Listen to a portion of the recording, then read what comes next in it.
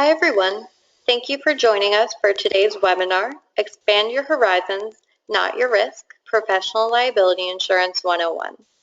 I'm Rachel Brewster with CPH & Associates, and I'll be presenting the webinar today for W.I.T.S, the World Instructor Training Schools. We live in a litigious society, so whether you want to think about it or not, lawsuits happen in most every profession, and it's important to protect your career by maintaining professional liability insurance. While you might not think a claim or lawsuit could ever happen to you, it could happen when you least expect it, so you need to be prepared. Today, I'm going to walk you through the basics of professional liability insurance, such as what it is, what it covers, and some common claim scenarios for wellness and fitness professionals. Before we get started, we'll go through some information about our company. For more than 15 years, CPH & Associates has been a leading provider of professional liability insurance. CPH provides coverage for certified personal trainers, yoga instructors, nutritionists, and many more occupations in the wellness and fitness space. While we currently insure more than 120,000 policyholders nationwide, we pride ourselves on excellent customer service with a small office feel. Customer service is our top priority at CPH, and even the president of our company is just a call or email away.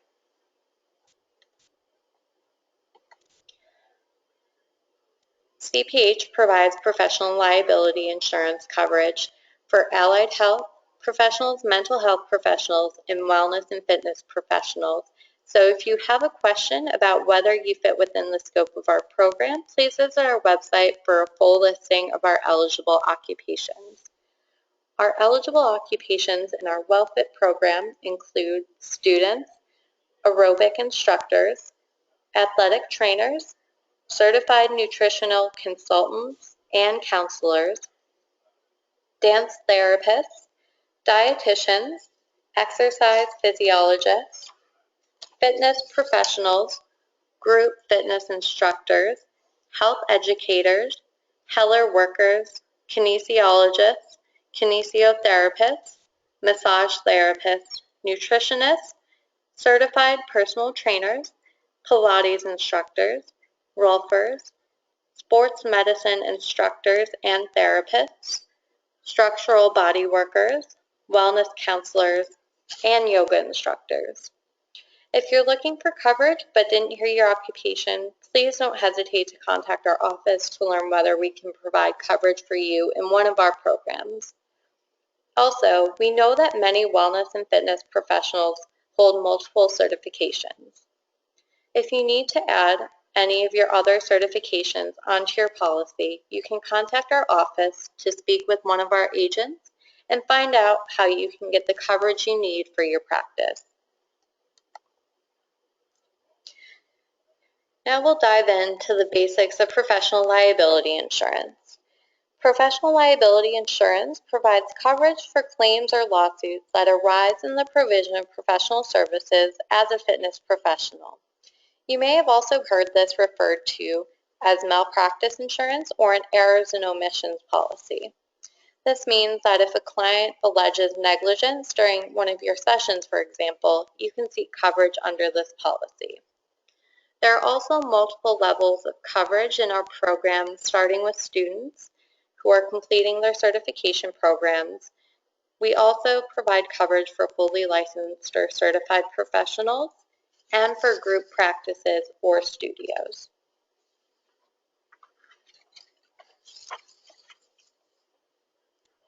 Most professionals are required to maintain professional liability insurance because no matter how careful you are, no matter how well you know your clients, no one's immune from a claim or lawsuit.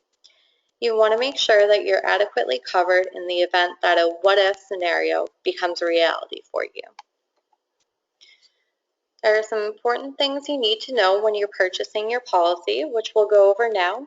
The first are the two different types of insurance policies. The first is an occurrence coverage policy, and the second is claims-made coverage. It's important that you understand the difference between these policies so that you understand the coverage that you're getting when you're applying for insurance. An occurrence policy provides lifetime coverage for the policy period. This means that if there is a claim or suit against you, as long as you were insured at the time of the incident or treatment that resulted in the claim or suit, this policy will still apply. A claims-made policy will cover claims while the policy is in effect. Coverage starts with a lower premium, which increases as the liability increases.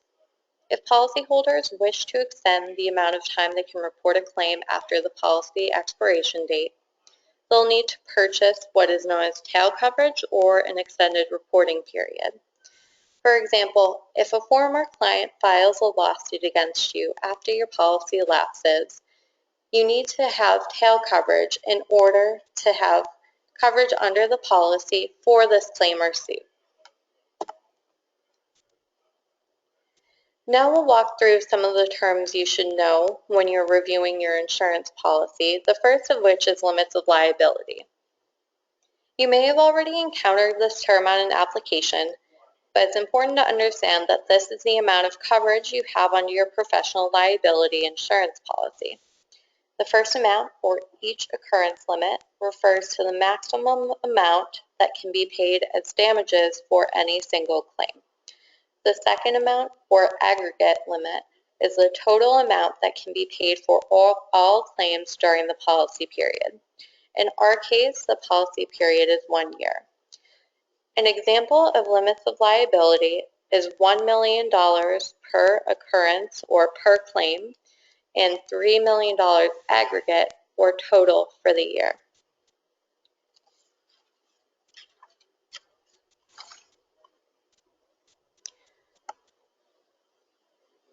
Additional coverage that you might encounter when you're applying for a policy includes certificate holders and additional insureds. It's common for an employer or other entity that you're contracting with to request that you add them onto your policy as an additional insured or a certificate holder. So if you're being required to add a certificate holder, this means that that entity is requiring that you provide your proof of insurance coverage. So this will show them the coverages you have under your policy as well as the limits or how much coverage you have. An additional insured can be covered under your insurance policy. For more information about these coverages, you can contact our office to speak with an agent if you think this is something that you need under your policy. Now we'll go over the real reason why you get insurance, claims. We'll go over some of the common claim scenarios that personal trainers and other fitness professionals can encounter in their practice. The first type of claim that we'll go over is a slip and fall in the studio. Our first scenario, you're a personal trainer who works out at a fast-paced studio. What if you're in session with one of your regular clients and they slip and fall on a weight that's left lying around on the floor? Even if you weren't the one who left the weight out, you can still be held liable for the incident if they have medical bills to pay or are seriously injured when they fall. Our second scenario, you have a client who you see 3 times a week who's in excellent shape. However, when they walk into your session today, they're looking a little pale. While you don't think anything of it at first, when they're running a few warm-up sprints on the treadmill, they start to get dizzy and fall off the back of the treadmill. What if you're held liable for the injuries that they sustained? Our third scenario, say you're in the middle of medicine ball exercises with your client on a mat and they slip and fall in water that had been spilled on the mat. What if they're seriously injured and file a lawsuit claiming that you should have made sure that the mat was clear for them to work out on? A claim could also arise from improper form during one of your sessions with a client. Our first scenario, say you're training a client on a rowing machine for a few weeks and then they begin to complain that something feels off in their shoulders. They go to see their doctor who tells them that they've strained their muscles and now they're holding you liable for the injuries, claiming that it's from the rowing machine because you didn't correct their improper form. Our second scenario, you're a group fitness instructor who loves teaching Pilates 3 days a week at your local studio. One day, a student claims that they injured themselves because of a move you demonstrated during a class. Now you could be named in a lawsuit that she's filing against the gym. In our third scenario, you're helping a client with their squat routine during an early morning workout. Normally, you're very on top of things during all of your sessions, but since it's so early, your mind slips and you forget to put the weight stack pin in before your client does a squat. Now they really hurt their back, and you could be the one to blame if they file a lawsuit. A claim could also arise for fitness professionals due to sexual misconduct. Our first scenario, you're always very professional with your clients, but one day during a session, your client claims that you made them feel uncomfortable and touched them inappropriately when demonstrating proper form for a burpee. If this client files a lawsuit, your gym's professional liability insurance policy might not provide the adequate coverage that you'll need to defend yourself. Our second scenario, your client is doing chest presses during their weekly session and you tell them that their pec muscles are looking good. They claim that they felt uncomfortable when you made these comments, and now the client is threatening a lawsuit.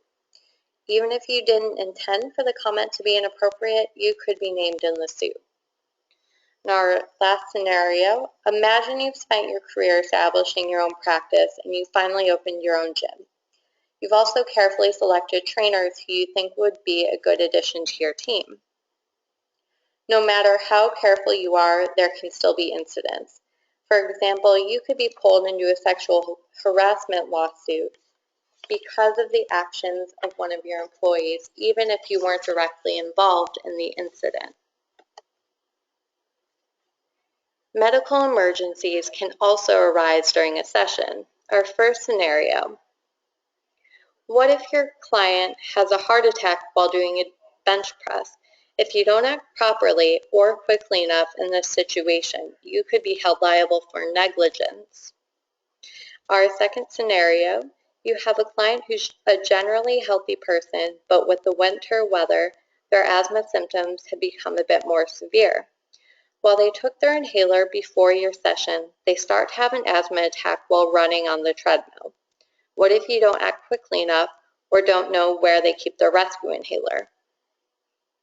Our third scenario, imagine you have a client who you train in the pool 2 days a week. While they're a strong swimmer, something happens during their laps and they stop breathing underwater.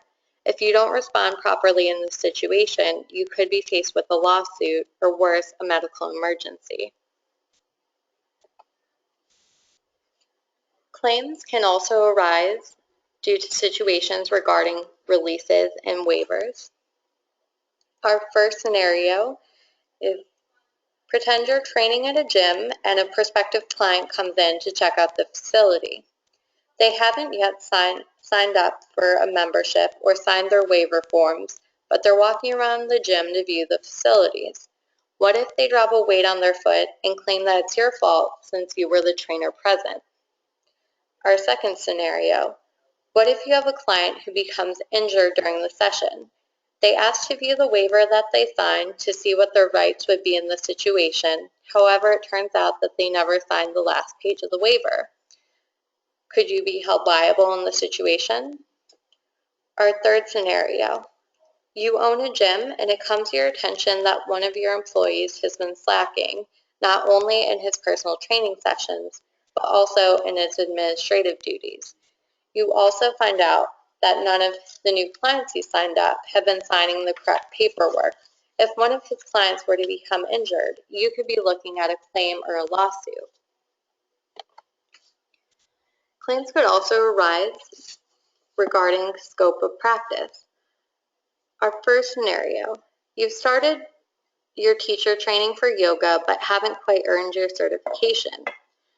Now one of your clients is asking you to incorporate some yoga into their workout routine because they have injuries in their lower back.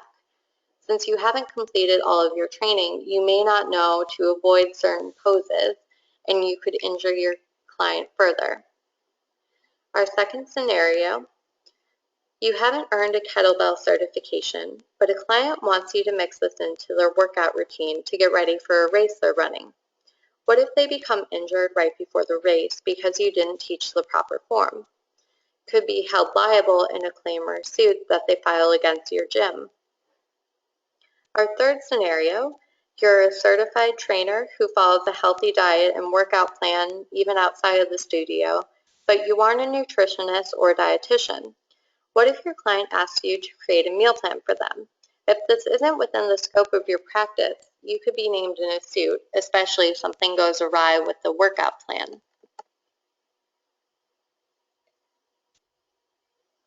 Claims could also arise regarding screening and client health history. Imagine you have a client who's very serious about getting in shape and wants to begin a rigorous workout regimen. You start the routine, but after 2 sessions, you realize that you hadn't provided your client with the proper health history questionnaire.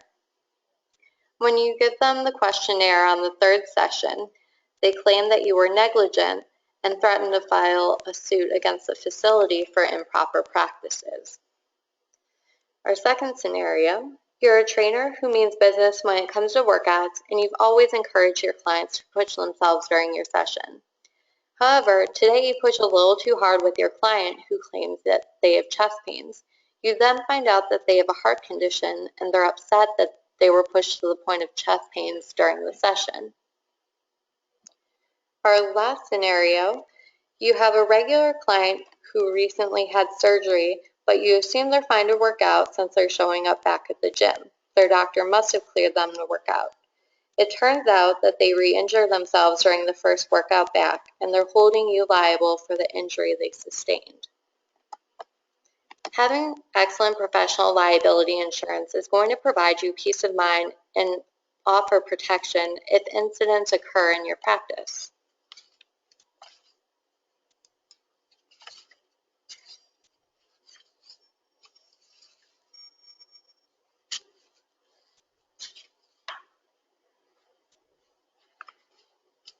CPH works to make sure that you're getting more than just an insurance policy when you apply for coverage. Some of the benefits we provide include a real-time online application. We know you're busy and don't have time to wait a day or two for your proof of coverage, especially when your employer needs it in order for you to work with clients. Our application can be completed within a few minutes and your policy documents are emailed to you immediately. We also value customer service above everything else. If you call our office, you'll connect with one of our live agents in minutes. We believe your time is valuable, so we don't bounce around our customers in phone trees or automated directories. We also provide premium credits for our insureds because we believe coverage shouldn't cost you an arm and a leg. We offer a 50% premium credit for part-time professionals and newly licensed or certified professionals. As W.I.T.S students or alumni, you may also be eligible for an approved association discount. As a student, you also receive a rate of just $29 per year. CPH also believes in providing community educational resources so that you can manage your practice and help avoid risk. Each month, CPH publishes an Avoiding Liability Bulletin article by attorney David Herbert. David Herbert is a renowned attorney in the fitness space with more than 30 years of experience in the field. These articles provide important risk management information that is tailored especially to wellness and fitness professionals. David Herbert has also helped to write or served as legal counsel for published standards and guidelines developed for health and fitness industry by ACSM, NSCA, NSF, and AFAA. This bulletin is exclusive to CPH and is published on our website at wellfitins.com/bulletin. You can visit our site to look at David Herbert's previous articles and also look for our new articles each month. CPH also regularly posts on our blog and social media platforms to provide our readers with the latest trends and news in the fitness world. That concludes our presentation for today. Thank you for joining us, and please don't hesitate to contact CPH with any questions about professional liability insurance.